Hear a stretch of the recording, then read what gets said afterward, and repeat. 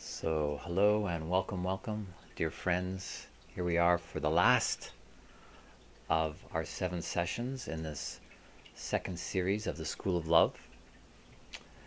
And taking a moment to look back, we started out with the first series, the theory of everything, including love, which evolved into the second series, Love in Action, which has now brought us to this crescendoing last session, Love is Unstoppable.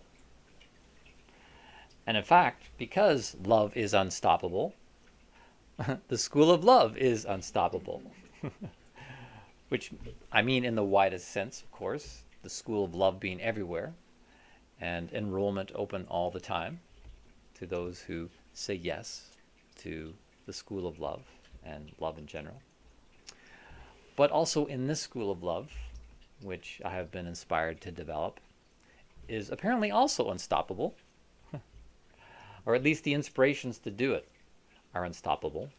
And so, just to let you know off the top, there is going to be a third series in the School of Love, Love, Higher Self. And I am realizing this is an essential third installment because it is about tapping into the source of love, the higher self, your higher self, and living from that place in yourself while being down here in the lowlands, as it were. And by going to that higher place in ourselves, it means being able to live above a lot of what drags us down in the world, the spiritual gravity, you could say, and to live less affected by the things that usually hold us back. And then to devote more of our time here to develop our potential in this realm of infinite potential and possibilities. And to become fully the intercessory presence we can be between the earth and the cosmos for ourselves and each other. What a thought. So, fasten your seatbelt and hold on to your root chakra because the learning is going to go to the next level, taking you to your next level. So I hope you will join along in the next series, Living Love from the level of the higher self. And if you're not sure what is meant by the higher self, as they say, you got to go to know. And that's what I say too. So rather than trying to describe intellectually the higher self, it is better to experience it phenomenologically, naturally, which is where the School of Love is going next. Phenomenal. So keep on tuning in, keep on paying attention, and keep on growing into the best version of yourself as you grow into your higher self. In the meantime, to finish off this series, Love in Action, let us reflect on the nature of love in action. Love in action in life. Life needs action because life is not necessarily easy. Let us be clear about that. Life certainly is not easy. As I once saw on a bumper sticker, life is hard, then you die. It's quite a message to be spreading around as you drive about. I don't fully agree with the sentiment. However, the first part, life is hard, certainly has some truth to it. Life can be hard. Life can be cold and lonely and unfair, even cruel. But life doesn't have to be hard all the time. And there are ways where we can take some of the hardness out of life. Not that we want to take it all out of life, of course. We don't want necessarily a soft, cushy life. That would just make us soft and cushy, right? What would life be like if we didn't have our challenges? Another slogan I once heard while taking a personal development course: don't limit your challenges, challenge your limits. I heard this while I was working in the corporate world, working in IT, in fact, in information technologies, which in a way I feel I still am working in information technologies, just in a different way. But in the corporate world, they make a distinction between the hard stuff and the soft stuff. And what that means in the corporate world is if the company sent me to do a training in learning another program language, that is what they call the hard stuff, the nuts and bolts stuff that makes things run. Whereas if you take a course in personal development, the stuff that makes people run, they refer to that as the soft stuff. The soft stuff, this personal development stuff. And somehow the soft stuff didn't feel like it was on the same level as the hard stuff, which is what is going to make the computers run, right? The hard stuff. It's going to make the computers run. It's going to make the company run. It's going to make money. But the corporate world has learned over the past decades, since they've introduced more of the soft stuff, that the so-called soft stuff really is important, because happy employees are more productive employees. And there really is a payoff to invest in the human element, as well as the nuts and bolts of the hard stuff. So here I am, here you are, here we are, to again delve into the soft stuff in a session called Love is Unstoppable. Why is love unstoppable? Because we have the technology? No. Because we have the money? No. Because we have star power? Lots of celebrities on board to do a promotional campaign about love, to make love unstoppable around the world? Yes and no. What do I mean by that? Yes and no, we have star power. No, we don't necessarily need a bunch of movie stars doing a promotional campaign to make love unstoppable in the world. Love is unstoppable because desire is unstoppable. Desire is unstoppable. And you will recall from session 1 of this series that desire and love are not the same. They are distinct and different. Desire, as you know from your own life, is a powerful force, even an unstoppable force. It is star power, right? Desire, desidere, as in sidereal, means pertaining to the stars. Our life on Earth is connected to the stars. We can see how we are part of a starry galaxy and a part of the cosmos that created us. And we're not just speaking of stars as gassy giants in space. We have been asking the question, just how intelligent is the cosmos? Just how much intelligence is there in the starry expanse? Which I think the jury is still out on with regards to that question. Since session 1, we have been considering that the desire we feel within us of the stars, something implanted in us from the cosmos that created us, from the simplest sexual desire to the loftiest spiritual aspiration. Desire is something that came with our creation. We didn't necessarily ask for it. We are not the ones responsible for having it. But it appears we are the ones responsible for managing it. And I have shared some tricks like the 4 Ds: decision, desire, details, deliverance, as a means to direct desire, rather than desire directing you. Because we all know how powerful desire can be. Desire can be unstoppable. Desire is a thing that has added sweetness and spice to your life. lifting you at times, perhaps lifting you to the heights of the stars themselves, or made you feel like you were walking on sunshine. And desire is also the thing that has ruined your life at times, right? Frustrating you, confusing you, getting you into difficult situations. You're smiling. Getting you into trouble.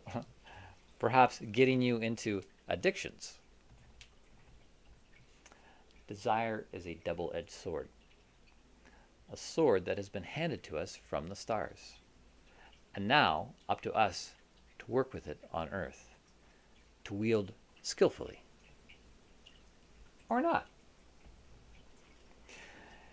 In the opening session of this second series, we began with making this distinction between desire and love.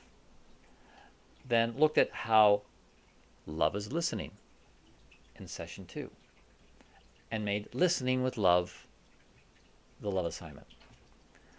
Then we looked at how love is learning, session 3, and made learning with love the love assignment. Then in the middle session, session 4, we looked at the middle of your being, the heart, and how this central organ is the center for listening and learning, and the organizer of all that is going on in us, both physically and cosmologically. Then session 5, love is an intercessory presence. We put love into action even more, learning how to hold a prayerful space and be an intercessory presence for others, for the world. Session 6, love is speaking, putting ourselves even more into action.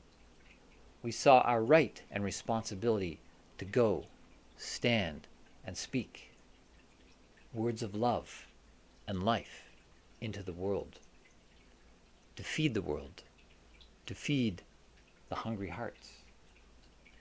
And now, the final session of this series, Love is Unstoppable. We are bringing the idea from session 1 full circle, that love and desire are not the same thing, but we need to bring love and desire into alignment. The reason for this is because love can be unstoppable because desire is unstoppable. Love itself is stoppable. Love can be stoppable. You know that already too. Love gets turned off all the time. Sometimes the love tap gets turned off and people forget to turn it back on again. So love stops flowing. Love evaporates. But not so with desire. Desire is an innate instinct and is running all the time. Running us all the time. From first thing in the morning, when you get up and get into your puffed wheat because you desire to eat. Then you desire to get moving, get working, get yourself physically or mentally moving. The desire to move.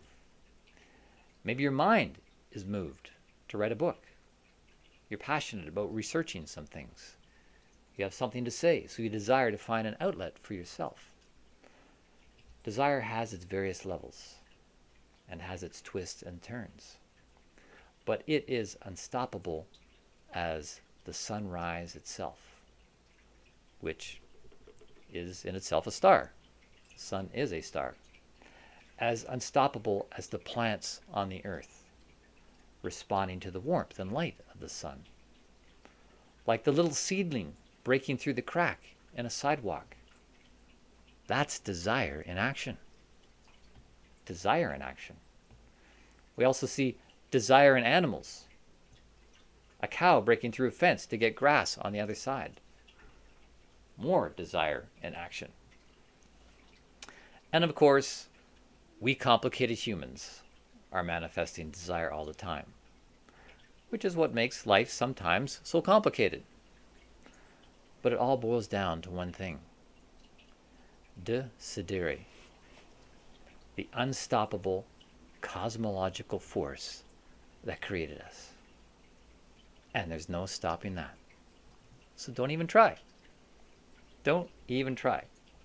Instead, we need to learn to tap into this cosmological force and work with it. With love. With love. What a revolution is going to take place when we link the power of desire with love. Particularly a higher love. The higher love of the higher self. Then the alliance between love and desire will make love unstoppable. Desire directed by love. Love directed by wisdom. Wisdom coming from the higher, wiser self. How do we get to the higher self? As you know, this will be a major focus of the next series. But I will give you a little hint that harkens back to much of the focus in the first series. Ego. The good old little ego, or big ego, as the case may be. Ego, as you remember, is the Latin word for I. And it may sound self-centric and egotistical, but the majority of our lives revolves around the ego, the I, the self. As Terence McKenna put it, you need an ego. If you didn't have an ego, you wouldn't know whose mouth to put food in when eating at a restaurant. You need an ego. If you didn't have an ego, you wouldn't know whose mouth to put food in when eating at a restaurant. One of the functions of the ego, you, I, is about identity, which is really the true revolution we're in the midst of on the planet. The revolution of the self. Or as some put it cynically, the religion of the self. What is really needed is the proper education of the self, of the I am my own ego being. So you not only know whose mouth to put food in at a restaurant, your own, but you might also see beyond your own needs and choose to put food in someone else's mouth to feed the hungry. And not only that, because we are not meant to live by bread alone, as you know, you might choose to speak words of loving edification to feed someone else's hungry heart. What we need is to recognize the real revolution going on and get on with the planet, which is the education of the ego. This is not something directly addressed in modern education. Ego education is more happenstance. And as a result, there are definite powers of the ego overlooked in modern education. Love is, of course, an important power for us to learn, which is why I've been inspired with the School of Love to teach about this important power and contribute to the education of the ego. And I also must point out that I am not alone in this. There have been many, many other teachers over the ages who have made love and the education of the ego a central part of their learning curriculum. But there are other powers we have that are also important. Powers that are central to our nature. But almost nobody ever talks about them. Partly because they are powers of the heart. And most people have reduced the heart to a pump in this day and age. Pump in the middle of the chest, just pumping blood to the extremities to keep your physical body alive. But we are not talking about physical or biological powers here when we talk about the powers of the heart. We are talking about egoic powers. Powers that are beyond the physical body, beyond the natural realm. So in a sense, one could call these supernatural powers. One way to see the unstoppability of love is to realize it is a seed, not a physical seed.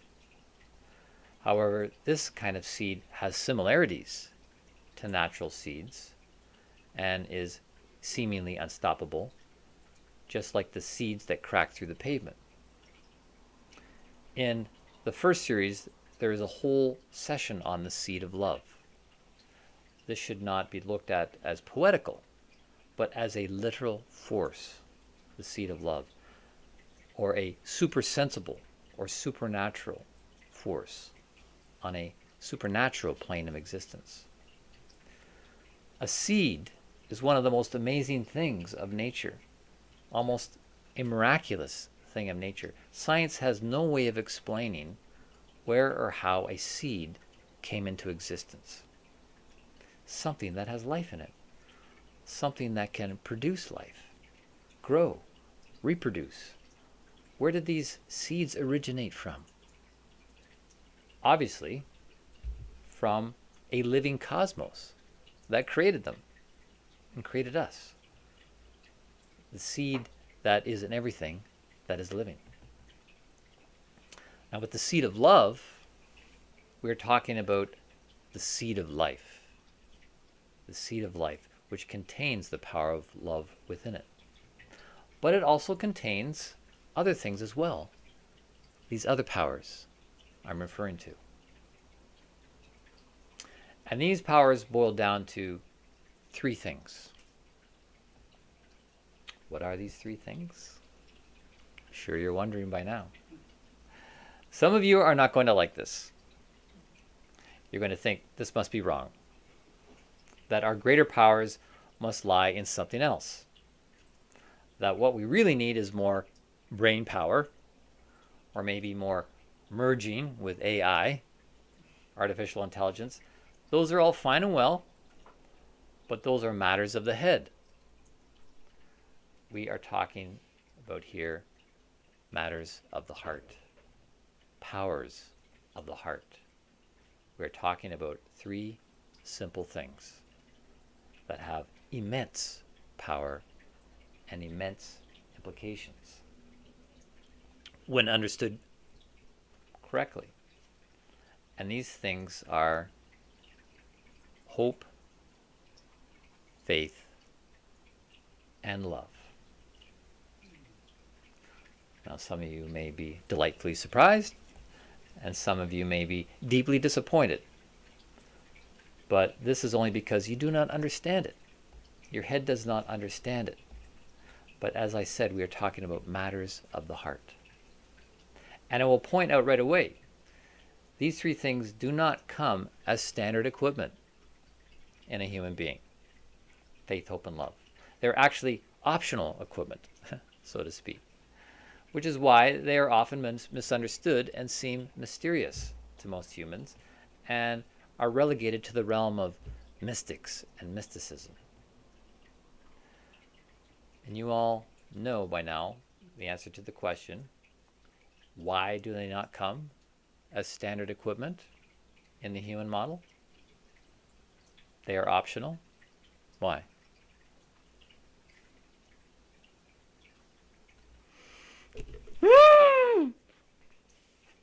Freedom of will. Session 1 of sessions of the series 1. Freedom of will. Freedom of will. Freedom of will. Yes, you are a free being, or meant to be. So you get set up with standard equipment, but not the options. You are free to have these options of hope, faith, and love. Or not. They don't come as standard equipment. They're options, yes. And it is possible to have them added to your model. It's in the infrastructure for them to be added. The wiring is already in place, you could say. We just have to go to the dealership and get them activated. And then with a little bit of instruction on how to use them. So in this session, we will have an introduction to these to see what these three little words really mean and how behind these three little words there are three really big powers. And you can decide if you want to have them activated, to use them, and what they might do for your life. So the first one to look at is hope. We are hardwired for hope. I use this word hope with people quite a lot, and I watch the way a lot of them react negatively to it. And I understand why. Because the word hope is often used negatively, or at least in a way that doesn't sound very powerful. I hope it doesn't rain tomorrow. I hope you get over your cold soon. I hope the remake of the movie isn't as lame as the original. I hope I win the lottery. Sounds lame. Hope gets watered down to just hoping. But there's no sense of exercising a power in the hoping. It's more a hopelessness and a helplessness. But hope is a power, a supernatural power. And it is a power that can be seen demonstrated in the natural realm. All of nature is filled with hope. Nature is hopeful. Every spring we see this hopefulness in nature. This is not just a mechanical thing. Plants are living beings. And yes, there is a mechanical side to nature, but also an organical side. And in that we see this quality of the heart, hopefulness, which is probably why we give flowers to people, because they inspire hope. There's an expression, hope springs eternal. All of nature demonstrates this relentless hope, hoping for the spring, hoping for the perennial power of spring, reaching for the eternal supernatural power to join it with our temporal powers. Hope is seen in the gesture of that little sprout breaking through the crack in the cement. It's hope in action. Hope can lead to breakthroughs. That is its power, which is what humans need as well. As plants coming through a crack, we need breakthroughs. We need to break through cracks into a new realm. You can see this gesture of hope in humans leading to breakthroughs. Hope informs the work of an athlete. Athletes don't sit around hoping to win the competition. Their hope pushes them to prepare for the heat, to get ready, to train, to take action, because they are determined to make it happen, to give their best. They have hope. Hope opens the heart. When we really believe, have faith, you could say, that what you hope for can be accomplished. The hope is seen in your action, heard in your words, seen in your face, like the opening of a flower. Without hope, we are hopeless. Without hope, we are dead, like a dead flower. And many people without hope do die. They give up the hope to live, the will to live. Some die inside, then die slowly outside. Some die inside, then decide to pull the plug outside. But we are hardwired to hope. And when we say yes to hope, just as we can say yes to love, the seed of love, then the hope in that seed, the seed of life, will spring to life. Spring eternal. Hope springs eternal. Hope is unstoppable. Let's take a moment to feel hope in our hearts, where you felt that desire moving in your heart. Maybe as a little spot that grew, or maybe waves. Feel hope for something in your life and strengthen that capacity for hope. Let it flourish within you like a flower.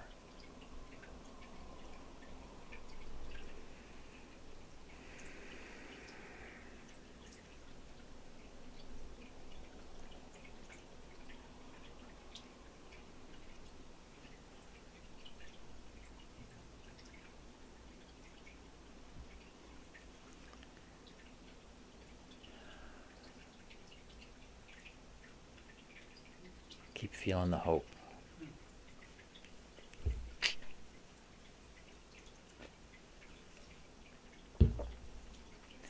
And in that supernatural seed of life is also faith. Faith and hope work together. But faith is another one of those words that is badly in need of a makeover. Faith is not actually something we have and hold in our mind. To say with our mind that we believe in something, such as to say, oh yes, I believe in life after death, I have faith in that, that is more mental assent. We are mentally assenting to an idea. But that idea of faith does not necessarily give us power. Religious jargon, unfortunately, causes some of the confusion around the true nature of faith.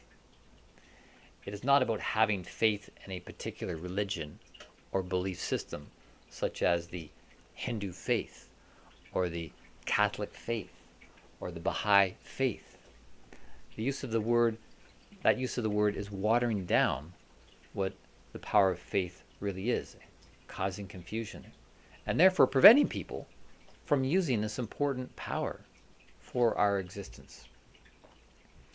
There's no need to put blind faith and acceptance in the doctrine and dogma of a particular brand of religion, to follow something just because it was handed to us by our family, our race, or ethnicity, to have mental assent towards the ideas held there. It's not about having blind faith in something we can't see, which can then set up cognitive dissonance with our scientific side, which only believes in what it can see and verify as real. The idea of blind faith causes problems for our mindset. Same with the word belief. Having something to believe in. Religions have their belief systems, and in fact, the same can be said about science. Science, in a way, acts as a new religion with its belief systems, in which we have to do a certain amount of blind faith. How many of you seen an actual atom? Yes, we believe what is told to us by scientists. The same way people believed what they were told by the priests over the ages, who professed that there are angels and gods and other things that no one had actually seen for themselves. Just because something is written in a book, be it religious or scientific, doesn't mean that it is true, and that we should put our faith in it. The problem with putting our faith in belief systems is that they are dogmas we stick in our head, and then they get stuck in our head. And as they are stuck in our head, they can then become blocks in our head, blocks to our power, the real power of faith. So rather than being concerned with what we have faith in, it's more important to look at the power of faith itself. The power of faith is similar to the power of believing. Not a blind believing, but rather a believing that sees something, has a vision, and makes it happen. The power of faith is a matter of the heart. It springs from the heart, along with hope, where the seed of life has its center. Faith as a power is something that is given to us. We become faith-filled. We receive it into manifestation. That Greek word, lambano, to receive something into manifestation. We do that when we say yes to the seed of life. Then the power of faith becomes active in us as a power. It's not just about beliefs, faith and belief systems, and mentally assenting to ideas, but becoming active with a power that is greater than ourselves, greater than anything that is in us. When the power of a believing faith is unlocked, you are faith-filled and unstoppable. You've seen this in yourself. When you believe something can happen and you get into action, you are unstoppable until you make it happen. Or until you realize perhaps your efforts are not aligned. So then you realign your efforts and make that happen. Just like a plant growing in a certain direction. If it hits a wall, it changes direction. But it doesn't stop growing. It doesn't go down. It doesn't lose faith that it can keep growing and fulfill its destiny to become a full-blown plant. When we have faith, we have the same power arise in us to move us like a blooming flower. And I know it sounds like we're getting into the soft stuff here, and we are, whereas science is supposedly all about the hard stuff, the hard evidence on what makes things work, looking to the atomic level to see what the mechanics are to make things tick, what makes a flower grow, which they still can't explain. But when we pull away from the microscope and look at the big picture, which includes all the evidence and all the phenomenon of life that is at work, we can see how much the mind influences even the atomic nature of things. This is most clearly seen in what is referred to in medicine as the placebo effect. The placebo effect. This is where subjects are given a substance, often in the form of a pill or injection, but neither the scientist nor the participant knows if it is the real substance or a dummy substance, a placebo. It is done double-blind. But it has been proven time and time again that even if the participant believes they're being given the real pill, this will have an effect on the results.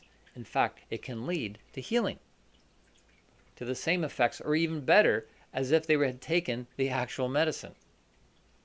Scientists don't know how to explain this and are, of course, hesitant to make any conjecture about it. So this sort of phenomenon is referred to as the placebo effect and is, for the most part, written off as some weird anomaly. The kind of anomaly that gets in the way of real hard science, right? But even the effects of prayer for healing have been measured scientifically. But they receive the same kind of ignoring from the real hard science. Well, modern medicine wants to produce drugs that do the job whether the mind of the patient is engaged or not. And of course, there is something of an investment by pharmaceutical companies who are doing the testing and producing the drugs. So this phenomenon is sidelined as the placebo effect and not given any central place in science. However, what is the actual power going on here in these science labs?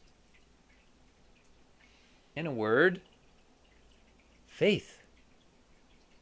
Faith. The power of faith. Just because science isn't interested in exploring this phenomenon further, that doesn't have to stop us. It doesn't mean we can't connect the dots and make conjectures about what this means, and even connect the dots with ancient traditions that blended the use of ancient remedies, herbs, etc., with the powers of prayer and of faith to heal. And they didn't call it the placebo effect. They called it faith healing, having the power of faith. So let's take a moment now to feel the faith in our hearts, in the center of the being, and honor its presence. Give it time, give it space, give it the light of awareness to feel the faith and let it grow like a flower from that seed of life within.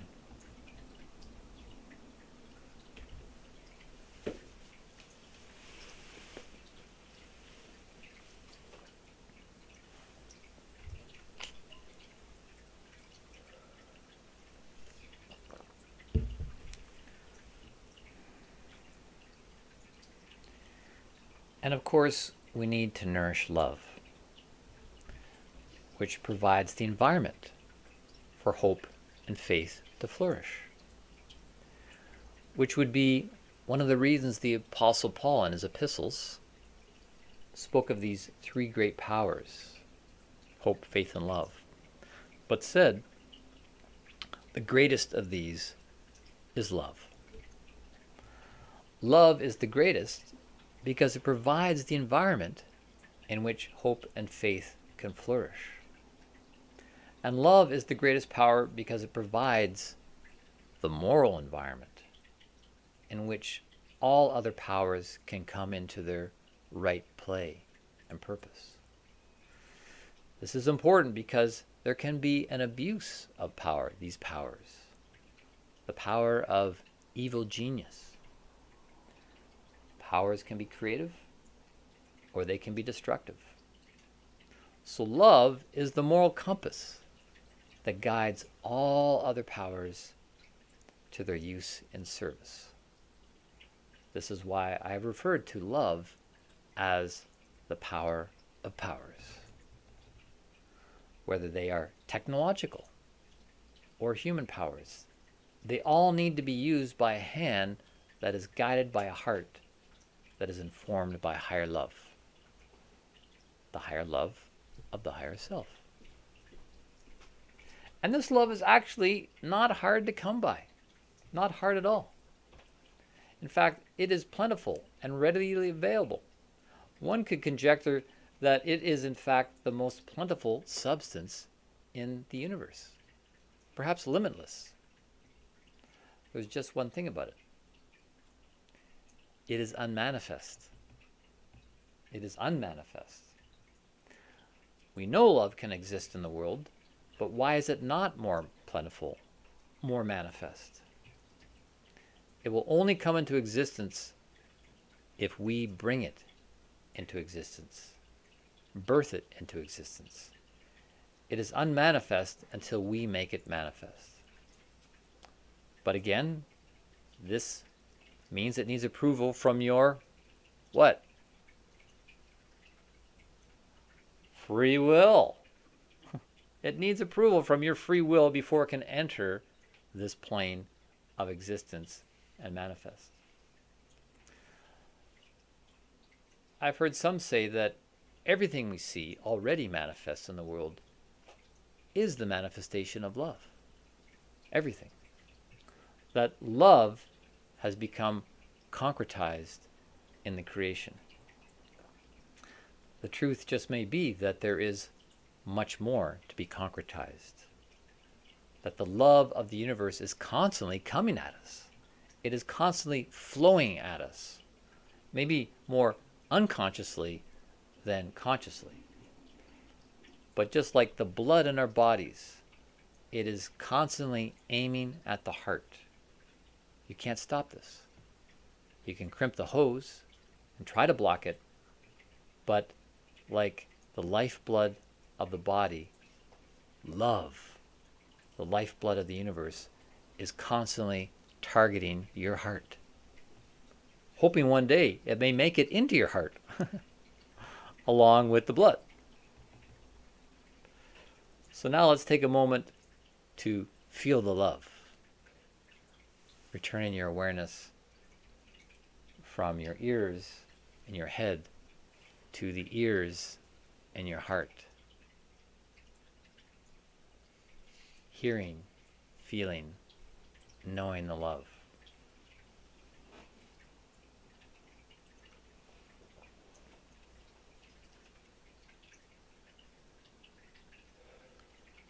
Feel the love coming to the center of your being from the cosmos. Open the door of your heart to let it in, just as your heart lets the blood in. Be filled with that love, like your heart is filled with lifeblood. And then from your heart center, send it out again. From you to the furthest extreme of the cosmos and everything in between.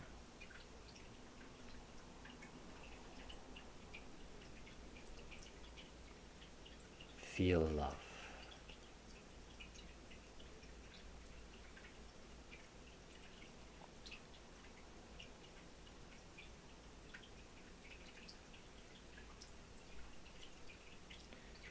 Feel the love.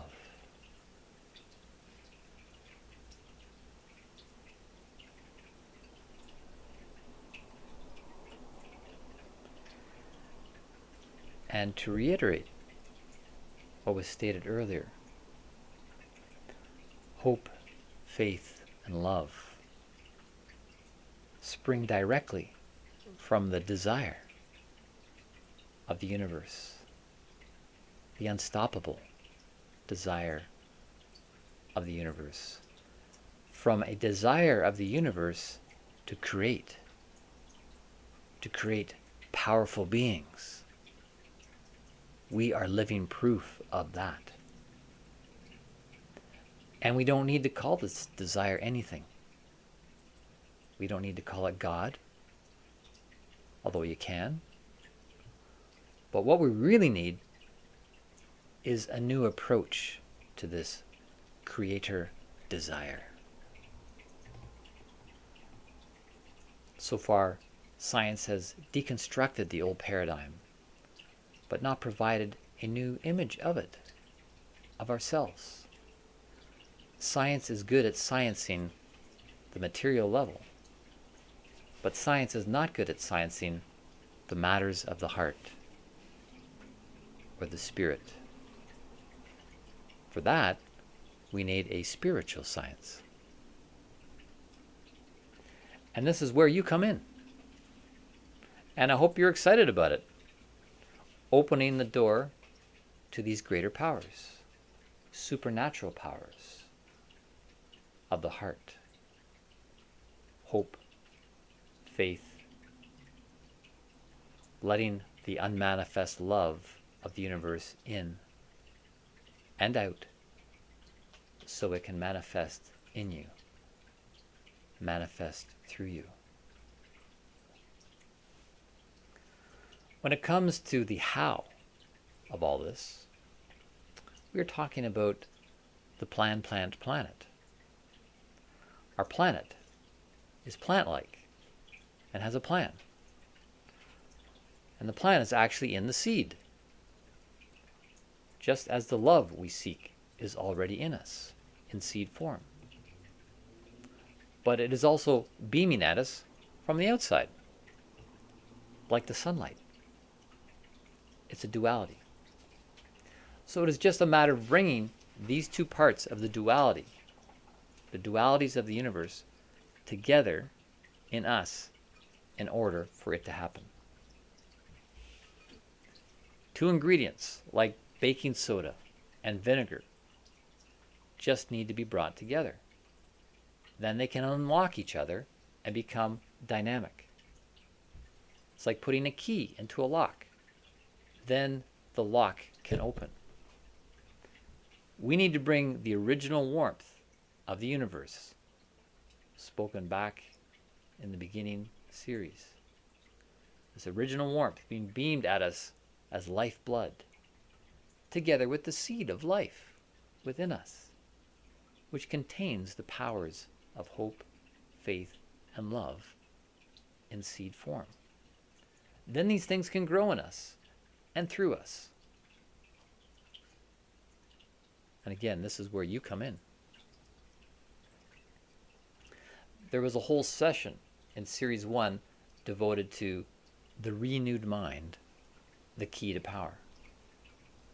It is your renewed mind that will unlock the power.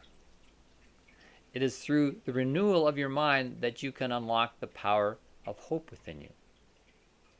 When you renew your mind to this potential, you can unlock the power of faith within you. And it is when you renew your mind that you'll be able to allow the love of the universe to touch the seed of love within you and catalyze all the love and nurturing warmth you will ever need. It is unstoppable because the seed of life is unstoppable. The seed of life holds the desire of the cosmos, and it holds the plan of the plant planet. And so the power is within the seed. Hope, faith, and love are unstoppable. And when you are aligned with that, you are unstoppable. The power lies latent within us. We just have to make up our minds, make a decision, renew our minds, and release it into the world. Let's take a moment again to feel the desire. Feel desire within your heart. Hopefully, a growing desire to do, to bring love into action, faith into action, hope into action.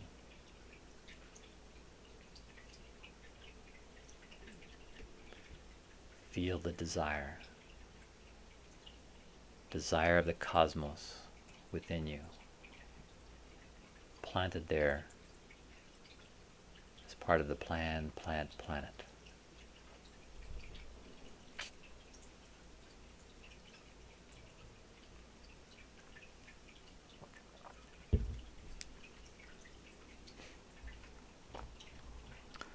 I feel it is important to note that these powers are not based on emotion.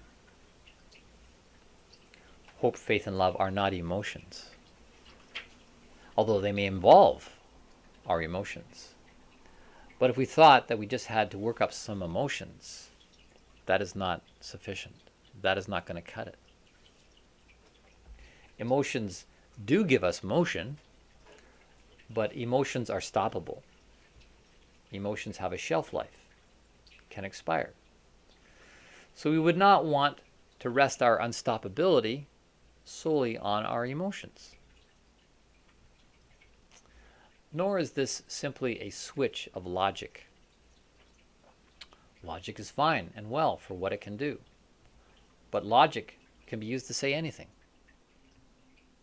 My use of logic in these sessions is to appeal to your sense of logic, but it will take more than a logistical move to renew the mind as a key to power. Likewise, desire alone is not enough.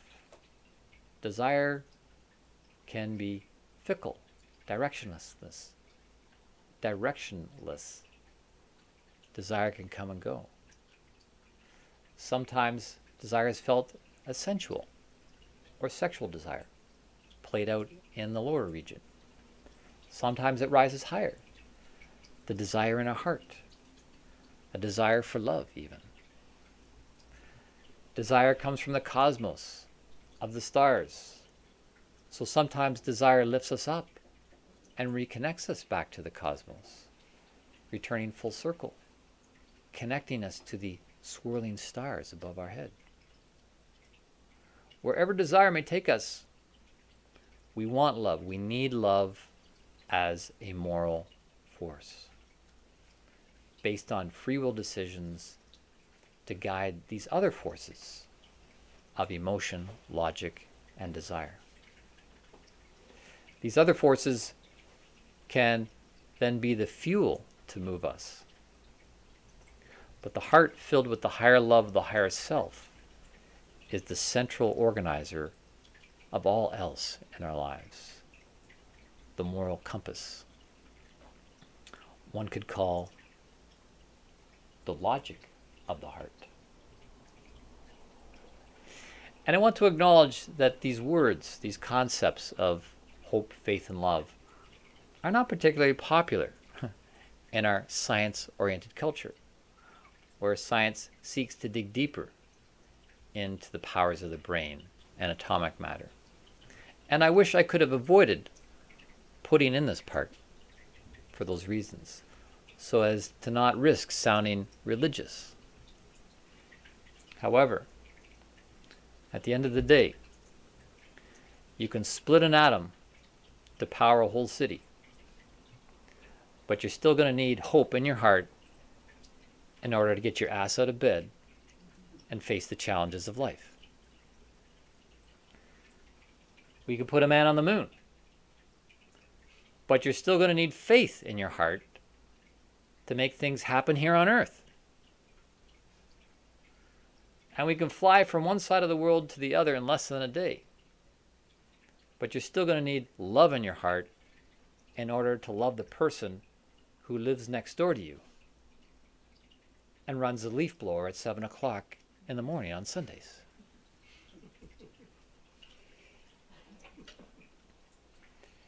You could wait your whole lifetime for science to put together the pieces of the puzzle and tell you how things work, so you can get things to work. But we're a little like riding on the back of a big whale and not realizing what's going on. Similarly, we may not realize what powers of the universe we are riding on. But even still, the piecing of the puzzle can take place in you, with your own power, with your own mind. There you can come up with your own theory of everything, as I have, which includes these invisible, unmanifest powers of hope, faith, and love. These are in you, and they are unstoppable, which will make you unstoppable. Why? Why do we want this? To be unstoppable? Well, because the opposite is also possible. And we see the opposite in the world a lot. People who are stopped. People who are stopped in their tracks, spiritually speaking, they are stuck. Or maybe they're even getting pushed back in their lives. What's going on? Is it because they lack hope, faith, and love? What is it that makes hope, faith, and love so important to our progressing in life? We need to set them free in us, because that will set our spirit free. I'll say that again. We need to set these powers free within us, because that will set our spirit free. If you want to become a truly free being, if that is your heart's desire, then you will need hope, faith, and love to become a free being, to set your spirit free. Because we are all oppressed spiritually to some degree. Yeah, we are all oppressed spiritually to some degree. There is spiritual oppression everywhere. And the spiritual oppression may even translate into depression. Much of what is interpreted as depression is actually spiritual oppression. And the subject of spiritual oppression is something that will be looked at more in the third series. So I hope you're gaining some insights here and understand why I have called this session Love is Unstoppable. Love is the power of powers, and so by definition needs to be unstoppable. When people are on board with it and on board with the planned planet. So if love is unstoppable, are you? Are you living your heart's desire? If not, then we need to see what is blocking the hope, blocking the faith, blocking the love, blocking like clouds in the sky. And then deal with the clouds by renewing the mind, realigning our hope, faith, and love, so we are unstoppable in living our heart's desire. And as we close this last session of the second series, let us remind ourselves of some key points covered on this long and winding road. We need to say yes to the bigger vision, not just the vision of our own heart's desire, but the bigger vision, the heart's desire of the cosmos that created us. The vision of love, that we come together as individuals in the one body of love. Remember the bigger vision. And to get there, to keep practicing the primacy of self-love. Are we saying yes to loving ourselves? This includes the practice of forgiveness, forgiving of ourselves, and the forgiveness of others. And if people don't seem to want forgiveness, or just keep doing what they did that may require forgiveness, just repeat the words of the Christ on the cross. Forgive them, for they know not what they do. Keep practicing daily to renew your mind. Your mind is the portal to power, to release the deeper powers. And if your egoic mind is still full of egotism, then take it through a death process. Get up there on the cross with Christ yourself, and let the death lead to a resurrection, a rising to a higher self. The higher self where the higher love can come from. And with that, you'll have a higher capacity to be an intercessory presence in the world, and to pray without ceasing. Are you building this vision into yourself, the vision of the higher self, so that this vision is your heart's desire? So this vision can come more into view, more into alignment, so you can live your heart's desire. You can't live your heart's desire until you know what your heart's desire is. This is where working more closely with the higher self will be of great assistance, which is where we're going.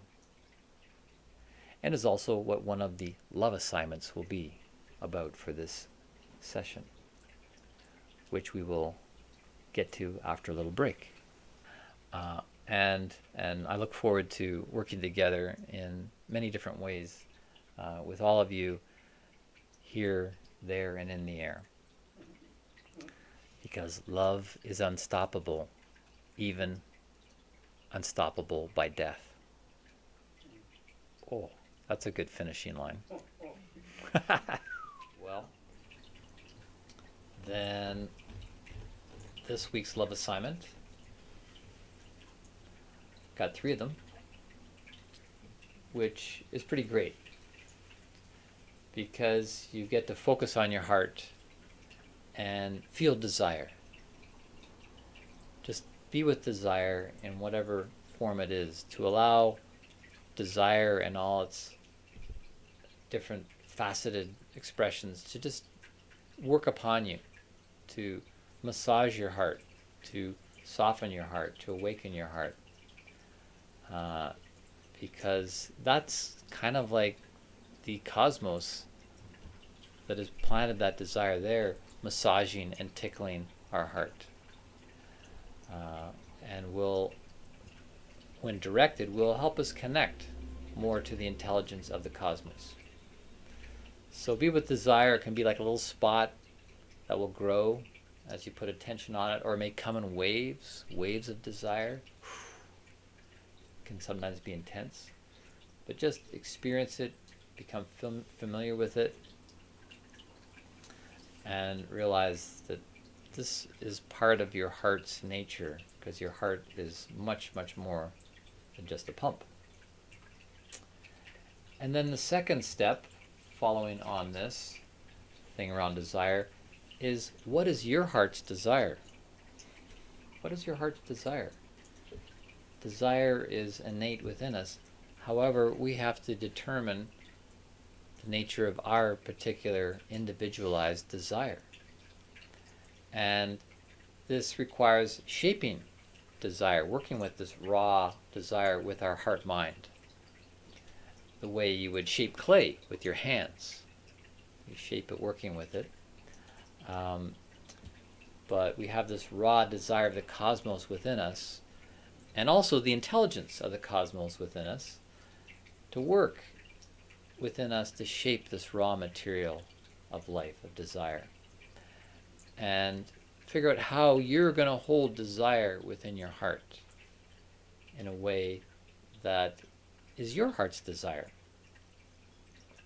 And then when you get clear on that, share your heart's desire with others, other significant people, so they can co-hold your heart's desire with you. And in a way, they're co-holding your heart. You're really sharing your heart when you share your heart's desire. And what an honor that is. And then the third one is, do you desire to grow into your higher self? If you're not sure what your heart's desire is, and you're still feeling around for that, do you want more support from your own higher self? Do you see the need to grow into a higher version of yourself, and that this will help you find and follow your own heart's desire, despite the challenges of the sometimes hard, cruel world? And as a little caveat to the end of that, do you see the need to go to the next level of the school of love? Higher love, higher self.